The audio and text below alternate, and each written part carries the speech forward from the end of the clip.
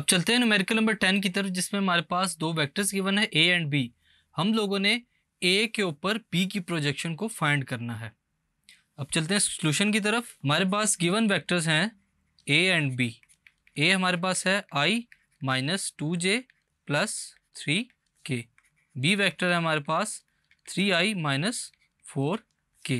Find हम लोगों ने क्या करना है students, a cos of theta, projection of A on b. Solution की तरफ बढ़ते हैं। सोल्यूशन में हम लोग स्टूडेंट्स क्या निकालेंगे, a dot b is equal to a b cos of theta. Projection find करनी है तो cos theta will be equal to a dot B divided by b. A dot b will be equal to i minus 2j plus 3k dot 3i minus 4k। 1.3 i components के लिए i dot i and minus 2.0 j components के लिए j dot j plus 3 dot minus 4 के dot के components के लिए।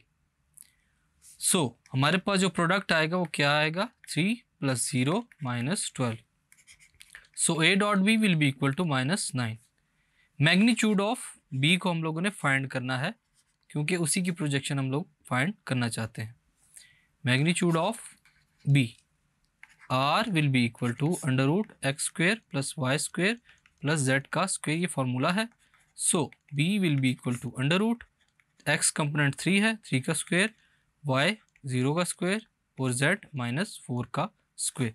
Solve करें तो b will be equal to under root 25। Under root लेंगे तो बी मैग्नीट्यूड की वैल्यू हमारे पास आती है स्टूडेंट्स 5। अब जैसा कि फाइंड करना चाहते हैं हम लोग ए कॉस थीटा को, उसके लिए हम लोग क्या यूज़ करेंगे, A dot B divided by B. Values को पुट करें, A cos theta will be equal to minus 9 divided by 5। तो स्टूडेंट्स इस क्वेश्चन में हम लोगों ने easily projection of A on B को फाइंड किया। Thank you.